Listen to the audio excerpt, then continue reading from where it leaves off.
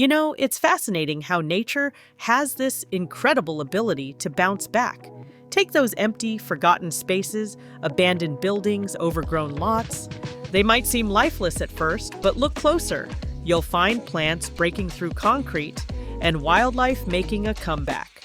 From foxes sneaking through the ruins to birds nesting in old windows, these areas are becoming unexpected havens for animals. It's like nature is saying, "I'm not done here."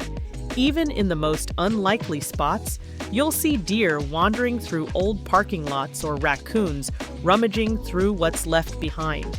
This resurgence isn't just heartwarming, it's a testament to nature's resilience. It reminds us that even after we've moved on, life finds a way to thrive. So next time you pass by an abandoned space, take a moment to appreciate the wild world reclaiming its territory. You might just spot some surprising neighbors. Join me as I explore what really happens when animals take over abandoned spaces, and I'll see if I can capture some incredible moments along the way. Abandoned buildings, empty streets, and forgotten parks, these are just a few examples of the many spaces that humans leave behind. But what happens when wildlife starts to move in? It's a fascinating relationship between animals and human-made structures, one that's full of surprises, from birds nesting in skyscrapers to raccoons rummaging through abandoned homes. It's amazing to see how quickly nature can reclaim what's been left behind. However, it's not all sunshine and rainbows. When animals inhabit these abandoned spaces, they face a multitude of dangers. For one, there's the risk of getting hurt or trapped in broken glass, rusty metal, or other hazardous materials. There's also the threat of other animals, like predators that might see them as prey. And let's not forget about the impact on their behavior. Some animals may become more aggressive or fearful when living in close proximity to humans. Moreover, abandoned spaces can also disrupt the social structures of animal communities. For example, some animals may have to adapt to new food sources or find new mates. It's a challenging environment, to say the least. But despite these obstacles, many animals are incredibly resilient and resourceful. In addition to these challenges, animals also have to contend with the lingering presence of humans. From trash and debris to lingering chemicals and pollutants, there's a lot of stuff that can harm them. So it's amazing to see how some animals can thrive in these environments despite all the odds against them. Take, for instance, the raccoons that have made a home in an abandoned factory. These clever critters have learned to scavenge for food and avoid the dangers that lurk in the shadows.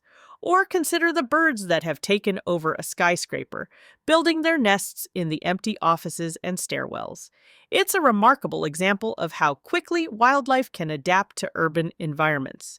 Another great example is the urban wildlife that thrives in cities. You might be surprised to learn that raccoons, in particular, are masters of urban survival.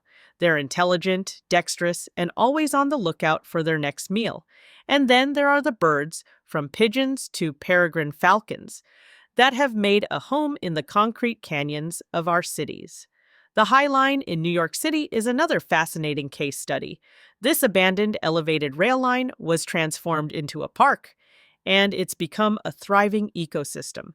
With over 500 species of plants and animals calling it home, it's a true oasis in the middle of Manhattan. What's remarkable about the High Line is the way it's been reclaimed by nature, from the bees and butterflies that flit between the flowers to the birds that nest in the trees. It's a vibrant community that's full of life.